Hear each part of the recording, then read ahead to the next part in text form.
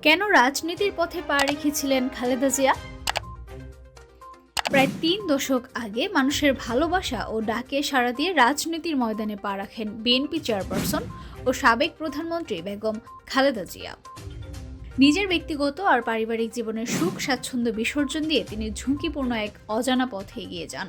সম্প্রতি Zia orphanage trust মামলায় ৩৪২ ধারায় দেওয়া তার এক আবেগঘন বক্তব্যে উঠে এসেছে কেন তিনি রাজনীতিতে আসেন, কী ছিল তার লক্ষ্য। খালেদা জিয়া বলেন, আমার সামনে কোনো ক্ষমতার লোভ বা মসনদের হাতছানি ছিল না, বরং অবৈধভাবে রাষ্ট্র ক্ষমতায় থাকা শাসকরা চেয়েছিল আমি যেন রাজনীতিতে না আসি। তারা আমাকে সম্মান এবং সুবিধার প্রতিশ্রুতি দিয়েছিল রাজনীতির পথে না হাঁটার বিনিময়ে। কিন্তু আমি এসব ভয় ভীতি আর প্রলোভন উপেক্ষা করে রাজনীতিতে পা রাখি, কারণ তখন দেশে গণতন্ত্র ছিল না, জনগণের অধিকার কেড়ে নেওয়া হয়েছিল। তিনি বলেন, আমি রাজপথে নেমেছিলাম শুধুমাত্র গণতন্ত্র পুনঃপ্রতিষ্ঠা ও জনগণের অধিকার ফেরানোর জন্য।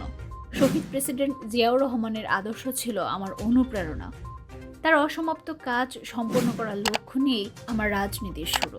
আমি সবসময় চেয়েছি এই দেশ গণতান্ত্রিক পথে চলুক, মানুষের মত প্রকাশের স্বাধীনতা থাকুক, বিচার বিভাগ স্বাধীন থাকুক এবং বাংলাদেশ বিশ্বসভায় মর্যাদার আসন পাক।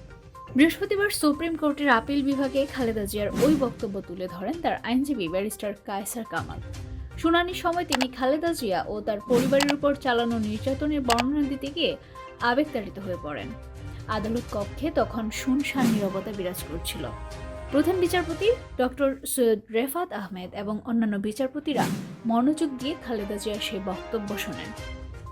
উপস্থিত অনেক আইনজীবীকেও তখন আবেগে ভেসে যেতে দেখা যায়। বেগম খালেদা জিয়া তার বক্তব্যে বলেন, দেশের মানুষের স্বপ্ন, প্রত্যয়, সুখ দুঃখের সঙ্গে আমার জীবন পুরোপুরি জড়িয়ে গেছে। আমার ব্যক্তিগত কোনো আশা আকাঙ্ক্ষা নেই, জনগণের স্বপ্নই আমার স্বপ্ন। যখন দেশ ও জনগণ দুর্যোগ বা সংকটে পড়েছে, আমিও এই একই দুর্যোগের মধ্যে পড়েছি। বারবার এটি প্রমাণিত হয়েছে যে বাংলাদেশ ও এই দেশের মানুষের ভাগ্যের সঙ্গে আমার ও আমার পরিবারের ভাগ্য এক সূত্রে গাঁথা। এদিকে অ্যাটর্নি জেনারেল মোহাম্মদ আসাদুজ্জামান আদালতে বলেন, বেগম খালেদা জিয়ার বক্তব্য কবি কাজী নজরুল ইসলামের রাজবন্দির জবানবন্দির মতো গভীর আবেগে পূর্ণ। তিনি প্রধানমন্ত্রীর এতিম তহবিল সংক্রান্ত কোনো অর্থ গ্রহণ বা বিতরণের সঙ্গে জড়িত ছিলেন না। এই মামলায় বেগম খালেদা জিয়ার বক্তব্য তার সংগ্রাম, ত্যাগ আর দেশপ্রেমের গল্প স্পষ্ট করে তুলেছে। তার ভাষ্যমতে ক্ষমতা নয়, বরং মানুষের অধিকার প্রতিষ্ঠাই ছিল তার রাজনীতির মূল লক্ষ্য।